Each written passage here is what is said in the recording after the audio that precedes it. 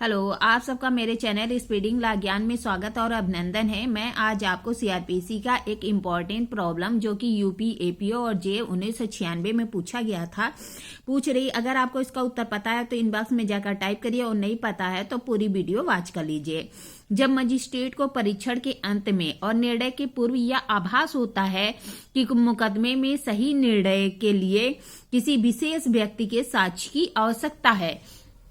क्या कह रहा है कि जो मजिस्ट्रेट है वह परीक्षण के अंत में तथा निर्णय के पूर्व यह आभास होता है कि मुकदमे में सही निर्णय के लिए किसी विशेष व्यक्ति के साक्ष्य की आवश्यकता है, तो मजिस्ट्रेट कौन सी कार्रवाई करेगा। ठीक है, आइए देखिए प्रॉब्लम का सलूशन। क्या कह रहा है, प्रस्तुत समस्या सीआरपीसी की धारा 311 से संबंधित है।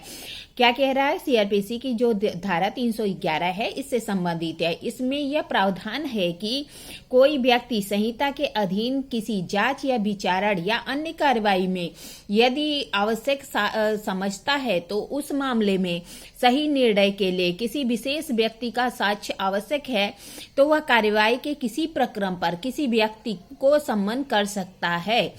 मतलब क्या कह रहा है कि कोई न्यायालय संहिता के अधीन क्या कर रहा है, चाहे तो जांच कर रहा है या विचारण कर रहा है।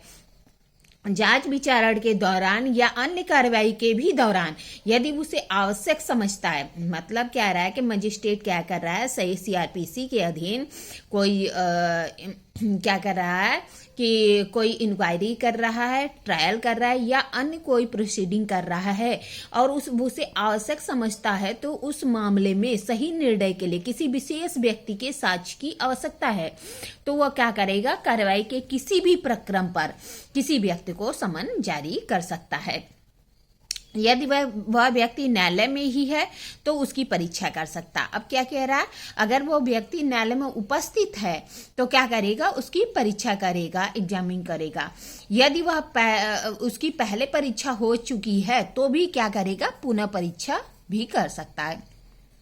क्या है कि उसकी एग्जामिन पहले हो चुकी है तो री एग्जाम भी उसका कर सकता है।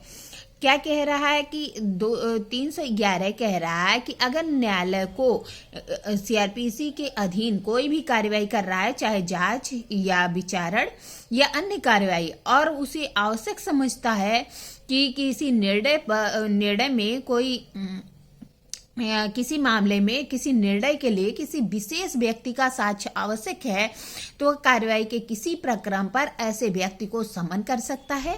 अगर वह व्यक्ति न्यायालय में ही उपस्थित है तो उसका एग्जामिन कर सकता है। अगर उसकी पहले से उसकी परीक्षा कर सकता है। अगर उसकी पहले ही परीक्षा हो चुकी है तो पुनः भी परीक्षा कर सकता है। अब क्या कह रहा है कि माननीय उच्चतम न्यायालय ने भी नागेश्वर श्री कृष्ण बनाम महाराष्ट्र राज्य, क्या कह रहा, माननीय उच्चतम न्यायालय ने नागेश्वर श्री कृष्ण बनाम महाराष्ट्र राज्य 1973 एससी के मामले में स्पष्ट किया कि निर्दोष व्यक्ति को दोषसिद्धि से भी न्याय की असफलता नहीं होती।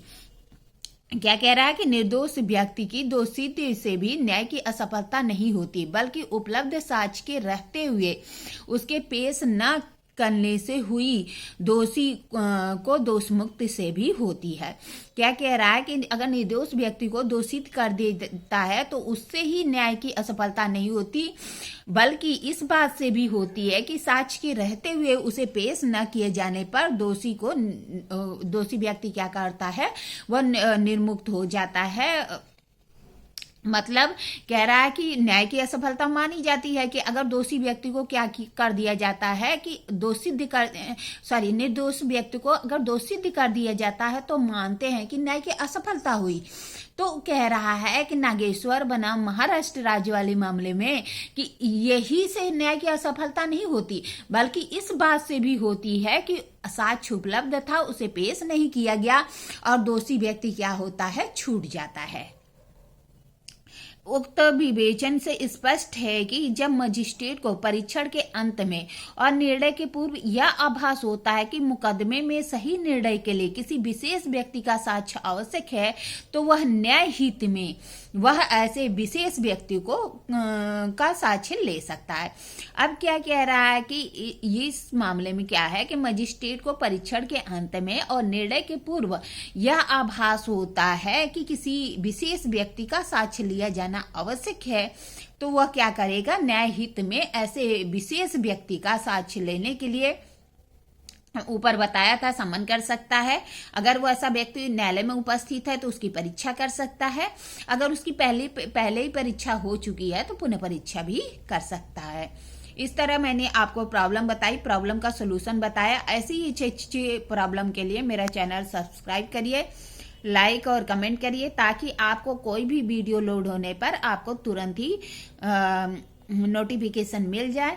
इसलिए मेरा चैनल सब्सक्राइब कर दीजिए, लाइक और कमेंट करिए अगर आपको अच्छा लगता है। ठीक है, धन्यवाद, थैंक यू।